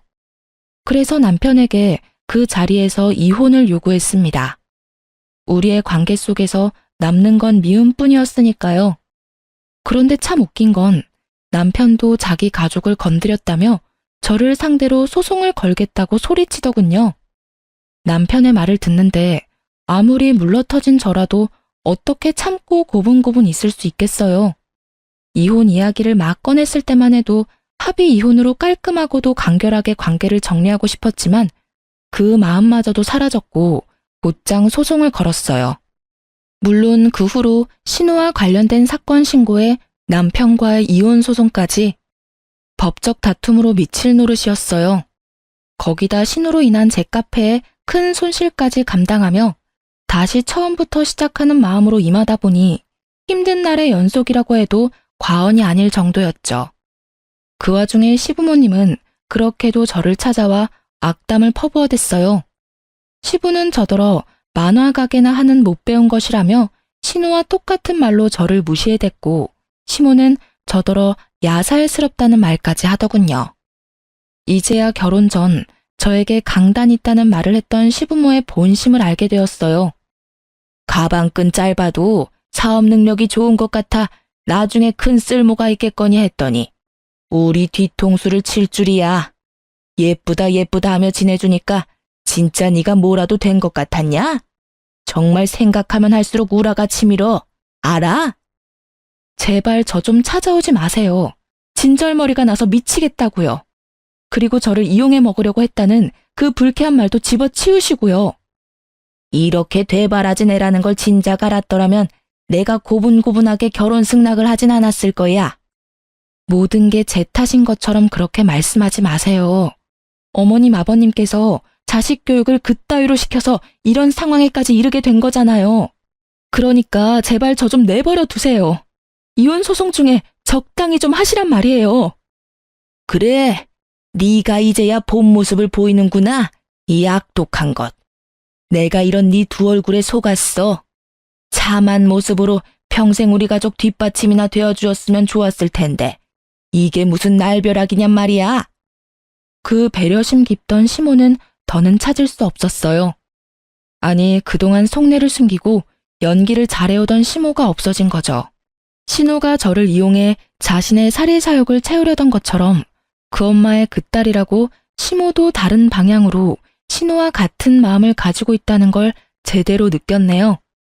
저는 시모의 본심을 알게 된 후 신우와의 사건을 더욱 악착같이 독한 마음으로 물고 늘어졌어요. 결국 남편과의 이혼 소송에도 신우와의 문제가 큰 역할을 해주어 승소할 수 있었어요. 그러니 위기의식이 좀 들었는지 그제야 저를 탓하던 남편이 찾아와서 이혼 승소도 했으니 신우 일은 그만 멈춰달라며 원하는 것은 뭐든 다 들어주겠다고 하더군요. 하지만 남편이 간과한 것은 바로 시모의 본심을 제가 알고 있다는 거였죠. 진심으로 반성한 척 날 회유하려 들지 말고 정당한 죗값을 다 받으라고 말했어요. 비양심적으로 죗값을 피하려 들지도 말라고 합의 제안을 딱 잘라 거절했죠. 그리고 얼마 뒤 신우와의 문제도 끝이 났어요. 자기가 처신한 행동에 대한 죗값을 받게 되었죠. 제게는 정말 통쾌한 결과가 아닐 수 없었어요. 하지만 이 결과로 인해 제 사업이 정말 휘청할 정도로 힘든 상황에 직면해야 했습니다. 시댁이 아마도 제게 복수할 마음을 제대로 먹었던 것 같더라고요. 무슨 말이냐고요? 제 만화 카페 바로 근처 빌딩 건물에 저와 같은 업종의 만화 카페가 생긴 거예요. 크지 않은 동네에 이렇게 꼭 붙어 있는 것도 매출에 영향을 주는데 그곳이 제 카페를 콕 집어 옆 만화 카페보다 저렴한 곳이라고 홍보까지 해대는 통에 정말 오랜 단골 손님이 아니고는 저희 카페에 걸음하는 손님들이 확 줄어버린 거죠. 그런데 알고 보니 그 만화 카페의 사장이 다름 아닌 이전 시모였고 그곳에서 관리하는 사람은 바로 이전 신우였어요. 저는 그 사실을 알고는 그 만화 카페에 가서 난리를 쳤어요. 이 상도덕도 없는 인간들아. 버젓이 내 카페가 있다는 걸 알면서도 근거리에 같은 업종으로 선택해서 가게를 차려? 어떻게 끝까지 나를 이리도 괴롭힐 수 있어? 상도덕? 네가 상도덕 운운할 상황은 아니지 않나? 네가 말하는 상도덕은 네가 먼저 안 지켰지. 그게 뭔 줄도 모르는 사람처럼 처신했잖아. 내가 언제? 결혼하기 전부터 이혼한 후까지 이렇게 나를 복가대며 괴롭히는 이유가 뭐야? 도대체 당신들 나한테 왜 이렇게까지 하는 거냐고. 그러게. 내 동생이랑도 헤어질 거면 좋게 합의하고 알아서 정리했으면 좋았잖아. 가족을 상대로 콩밥 먹일 작정을 했던 것부터가 넌 상도덕에 어긋난 인간 말종이라는 거야. 내 딸 말이 맞다. 네가 먼저 우리를 우습게 여겼잖냐? 그러게 잠자코 있었으면 이런 꼴을 안 당했겠지. 아들과의 이혼은 부부의 문제니 그렇다 쳐도 내 딸의 문제는 전혀 다르니까 말이야. 이게 다 네가 자초해서 생긴 일이니 어디 한번 감당해 보렴. 저는 여전히 저에 대한 앙금이 남아있는 두 사람의 난잡한 대응이 너무도 기가 차고 황당했어요. 여전히 저를 탓하고 있는 이 인간들에게 당한 것에 대한 바른 대처를 했을 뿐이라고 말했어요. 하지만 그런 제 말에 이죽거리며 웃더니 저더러 온 식구를 범죄자 취급하는 쓰레기라며 그런 저는 돈 한 푼 벌어가면 안 된다며 어디 한번 누가 이기나 한번 해보자는 거예요. 저는 몇 날 며칠을 머리를 감싸주며 고민했어요. 그런데 그렇게 시간이 흐를수록 제 매출은 점점 큰 타격을 입기 시작하니 어쩔 도리가 없더라고요. 하지만 세상의 이치는 변함이 없다는 걸 시간이 조금 더 지나고서야 다시금 깨닫게 되었어요. 어떤 이치를 말하느냐고요? 못된 사람이 호의호식하며 잘 살 수 없다는 건 말이에요. 전 시모와 신우가 하는 가게는 처음 두어 달은 일명 오픈빨과 저를 저격한 파격 할인 행사 덕에 장사가 잘 됐어요. 하지만 한자리에서 오랜 시간 버티며 장사해온 저를 이길 순 없었습니다. 오픈빨이 떨어질 쯤 되니 이상한 추문을 달고 다니기 시작했거든요. 가게 운영하는 사장 언니가 불친절하고 판매하는 음식에서 불결한 냄새가 난다는 소문이었어요. 그리고 하루하루 지날수록 그 추문은 점점 구체적으로 변해갔죠. 그런데 그렇게 큰 소리를 치며 저를 긁어대던 전신우가 갑자기 저를 찾아와서는 자기들이 운영하는 카페가 망할 위기라며 분위기며 매장에 채워둔 책까지 제가 운영하는 곳과 비슷하게 했는데 자기들 만화 카페는 왜 오픈한 지 몇 달 만에 이런 일을 겪을 수 있는 거냐고 이럴 땐 어떻게 하냐고 묻는 거예요. 하지만 제가 머리에 총 맞은 게 아니고서야 그 시커먼 속을 다 아는 입장에서 어떻게 도와주나요? 저는 단호하게 신우에게 왜 상도덕도 모르는 사람을 제가 도와주어야 하냐며 허튼 소리 하지 말고 내 카페에서 나가달라고 했어요. 그러자 신우는 도와달라고 말할 때와는 전혀 다른 표정을 하고선 입소문이라는 게 얼마나 무서운 건지 한번 경험해 보겠느냐며 협박을 하기 시작했어요. 하지만 저는 굴하지 않았어요. 제가 쌓아온 경험만으로 저는 이미 여러 차례 시행착오를 이겨왔으니까요. 저는 그런 신우에게 다시 법정에 서고 싶다면 어디 한번 입을 함부로 놀려보라고 말했죠. 신우는 제게 가짜는 협박이 통하지 않자 역성을 내며 말했어요. 사업 경력 조금 된다고 눈에 뵈는 게 없나 보지? 너도 우리 카페 생기고 장사 안 되잖아. 그러면서도 그 알량한 자존심은 아직 남았나 봐? 네 그 하찮은 자존심으로 네 가게가 제대로 망해봐야 정신을 차리지? 우리가 너보다 배움이 더 많은데 너보다 못할 리가 없으니 말이야. 제발 네 카페가 얼마 못 가 망하길 바래. 그래야 우리가 재미를 보지. 덜 떨어진 말을 그리도 길고 정성스럽게도 할 필요가 있나? 지금이 어떤 상황인지 네 발로 직접 여기까지 와놓고도 몰라? 내가 망하기 전에 당신네들 카페가 먼저 망할 것 같은데 덕분에 내가 재미를 보게 생겼네. 할 말 다 했으면 그만 가줄래? 너희 망해가는 꼴 보려면 팝콘 좀 튀겨야 해서 말이야. 이 멍청한 게 뭐라고 짓거리는 거야.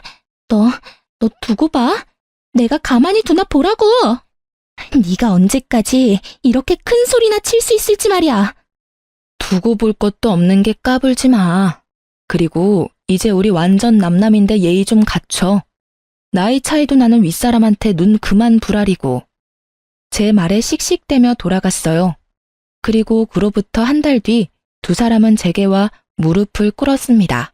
알고 보니 전시모와 신우가 차린 만화 카페는 전 남편과 전 시부 몰래 운영하기 시작한 거더라고요. 가진 비상금이 없던 상태에서 집안 남자들 몰래 대출까지 받아서 차렸던 거였어요. 그때만 해도 고졸인 저도 일궈낸 사업을 자기들이라고 못할 것도 없지 라는 자신감으로 말이에요. 오픈빨이 뭔지도 모르고 초반에 장사가 꽤 된다고 생각했던 오만함에 개버릇 남 못 준다고 제 가게에서 신우가 행동했던 것처럼 자기들의 카페에서도 그 행실 그대로 했던 거죠. 그로 인해 매장 관리가 되지 않는 것에 대한 소문이 일파만파로 퍼지게 된 거고요. 전시모와 전신우는 빚만 지고 문 닫기 일보 직전이라며 제게 무릎까지 꿇고 손까지 빌며 제발 이번만 도와달라며 내가 시키는 대로 알려주는 대로 그대로 행하겠다고 애원하더군요. 아가, 우리가 남이 되긴 했지만 그래도 예정이 있잖니. 내가 널 좀 예뻐했니? 내 딸보다도 더 아꼈잖아. 그러니 제발 우리에게 작은 도움이라도 좀 줄 수 없을까? 빚더미에 앉은 채 집에서 쫓겨날 순 없잖니, 응? 그래, 옳게. 우리가 그간 못되게 군 건 우리가 너무 옹졸했어. 이렇게 자존심 다 내려놓고 사과할게. 여전히 마음에 담아두고 있는 것 있다면 다 말해. 오늘 이 자리를 빌어 전부 사죄할게. 그러니 제발 엄마 말처럼 예정을 핑계 삼아 조금만 힘 좀 보태주면 안 될까? 제가 왜요? 내가 왜? 우리가 예정이라고 해봤자 뭐 얼마나 있다고. 고작 결혼 생활 몇 년 했다고 그게 다 정이 붙진 않던데? 예, 미운 정도 정이라면 정인데 그렇게 매몰차게 굴지 말아주렴. 나도 내 딸도 이렇게 비마. 제발 우리 좀 한 번만 살려주렴. 미운 정은 정이 아니죠. 원망이고 미움이지. 전에는 늘 제게 매몰차게 구시던 분들이 아쉬울 땐 더없이 나긋하게 구니까 혼란스럽네. 막말로 제게는 그곳이 망하는 게 더 좋은걸요? 오픈할 때 제 카페를 저격하는 글로 손님까지 뺏어가 놓고 이제와 이렇게 염치 없이 구는 거 정말 별로거든요. 다시는 이런 부탁한다고 찾아와서 마음대로 무릎 꿇고 그러지 마세요. 남보다 못한 사이끼리 도와달라는 말 자체가 무례한 거니깐요. 도울 가치도 없는 전시모와 신우를 카페에서 내쫓았어요. 그 후로 정말 얼마 못 가 전시모와 신우가 운영하던 만화 카페는 폐업하고 말았습니다. 그렇게 첫 사업을 망한 전시모와 신우는 제가 도움만 줬더라면 다시 일어설 수 있었다며 또다시 저를 원망하며 몇 번이나 더 찾아와 해코지를 했어요. 하지만 저는 끄떡도 하지 않았죠. 한 번만 더 내 카페를 찾아와 행패를 부린다면 시부에게 모든 사실을 말하겠다며 엄포를 놓았어요. 월세도 감당 못할 정도로 쫄딱 망해서 초기 자금도 제대로 회수하지 못한 채 빚만 남은 상태라는 걸 알고 있다고 말이죠. 이후로는 더 이상 행패를 부리러 찾아오진 않았어요. 그 후로 1년이 지난 지금까지도요. 저는 그 힘든 시기를 거치면서도 정말 열심히 살았어요. 그 덕에 2호점까지 안정적이게 자리를 잡아가고 있는 중이랍니다. 직원까지 고용해 전보다 편하게 일하고 있거든요. 많지 않은 나이에 이혼 딱지를 달고 살아가는 건 썩 유쾌하지는 않지만 그렇다고 제 이혼을 후회하지도 않아요.